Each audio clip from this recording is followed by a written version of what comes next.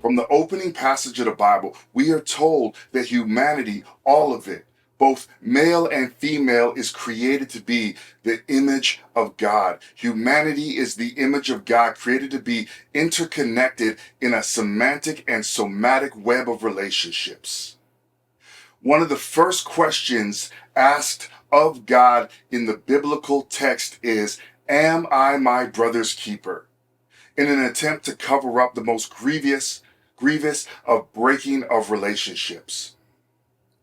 The answer is always yes. Yes, you are your brother, sister, father, mother, family's keeper.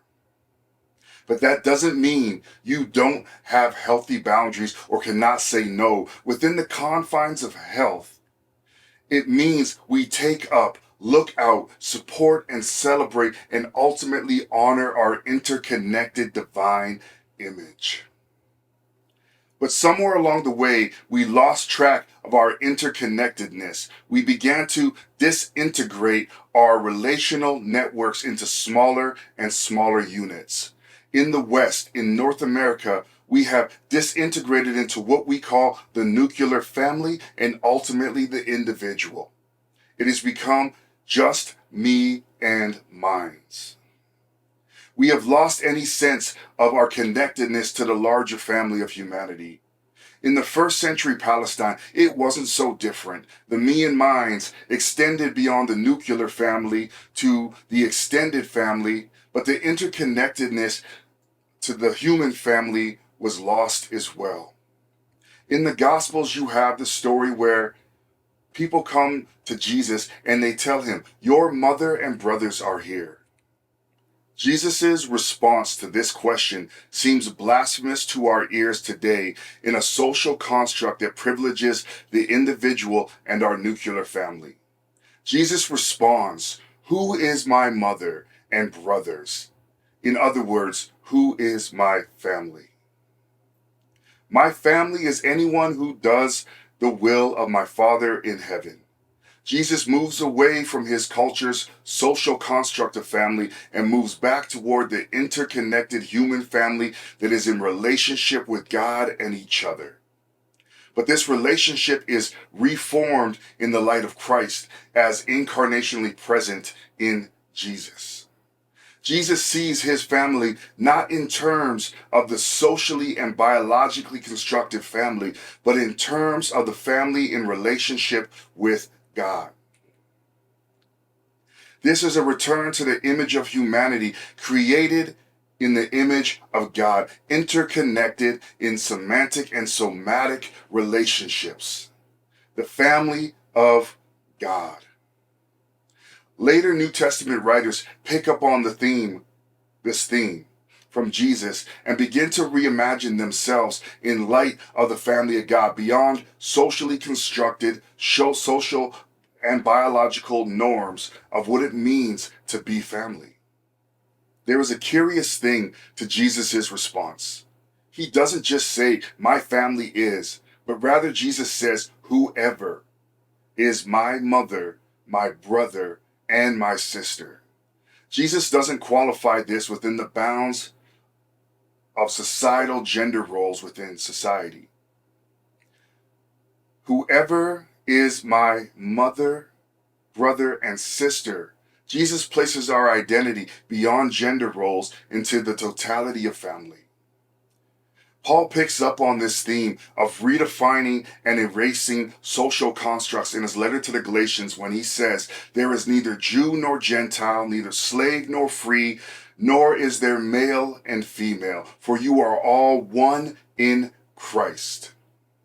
Paul goes beyond Jesus and explicitly challenges the social constructs of his society, insiders and outsiders, enslaved and free.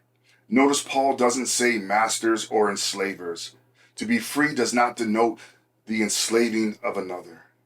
And then he goes on to say male and female. All of these categories that society wants to put people into are made null and void in Christ.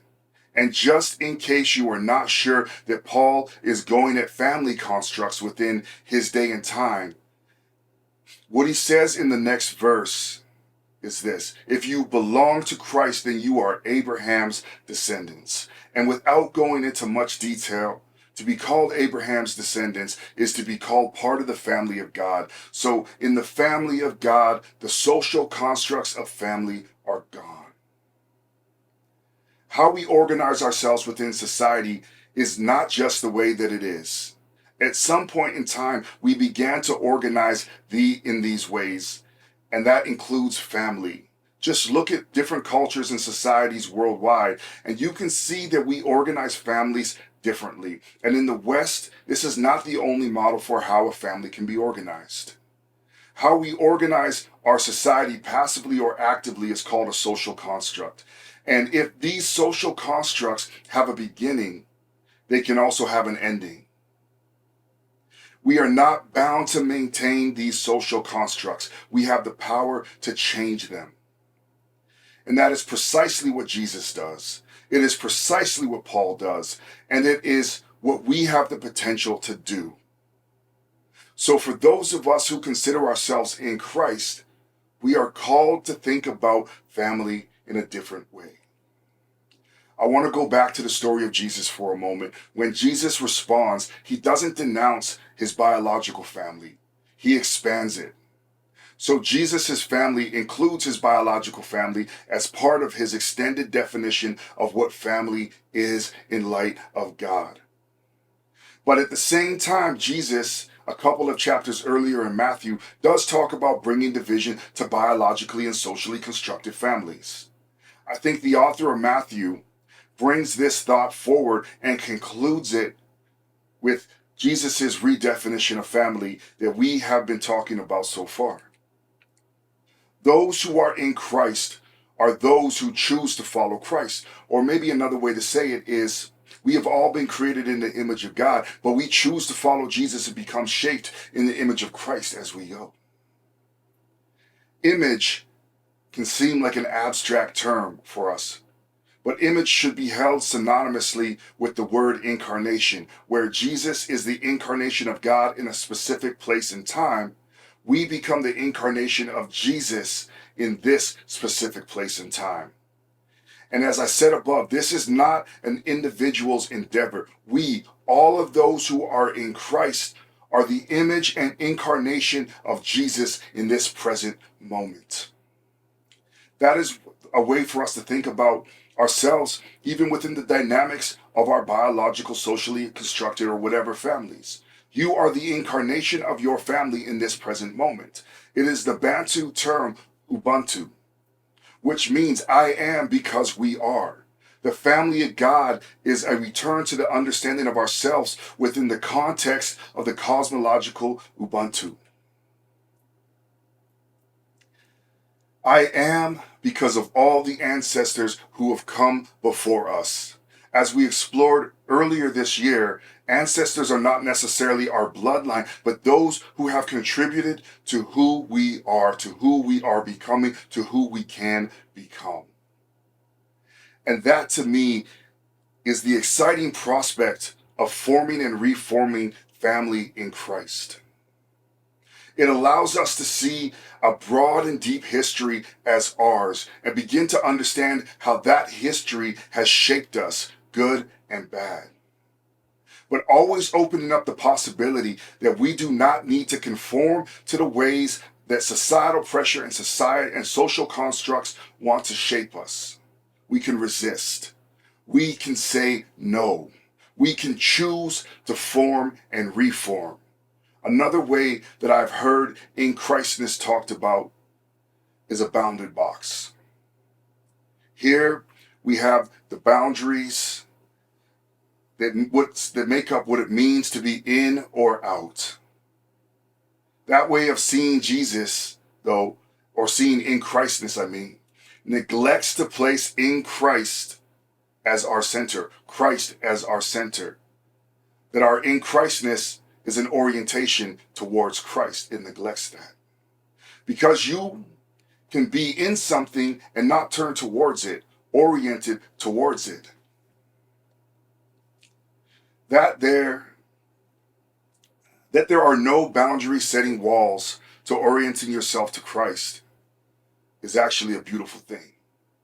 No matter where you are or where you start, you can choose to turn towards Christ, and you are in Christ. There is no bounded wall. But I still think that this way of seeing in Christness is incomplete. We are not called just to simply turn towards Christ. We are called to follow Christ, which adds the idea that in Christness is a dynamic trajectory that is moving. And thus, as followers of Christ, we take on a dynamic trajectory as well. Because even if we orient ourselves towards Christ without following Christ, we find ourselves becoming more distant and disconnected. When I shared this idea with Glenn, he said it reminded him of how the solar systems work within our galaxy and the universe. Nothing is static. Our solar system is constantly moving. When we are in the sun's gravitational pull, we are drawn along the trajectory by virtue of being in the sun's gravitational pull.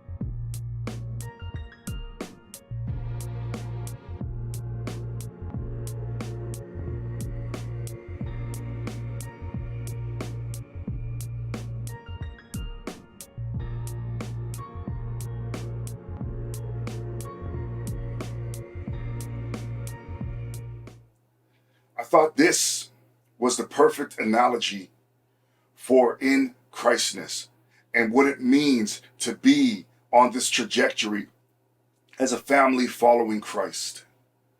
Words and concepts take on new and changing definitions as time goes on. So we are constantly forming and reforming, defining and redefining as we follow Christ into the future. To put a stake down in any given moment is to begin to move away from Christ. If Christ is about movement, putting a stake down is creating a monument. Christ is always calling us into the future. We are always participating in the future family of God because it is continually growing, expanding, and being redefined to include those we thought were beyond our idea of family.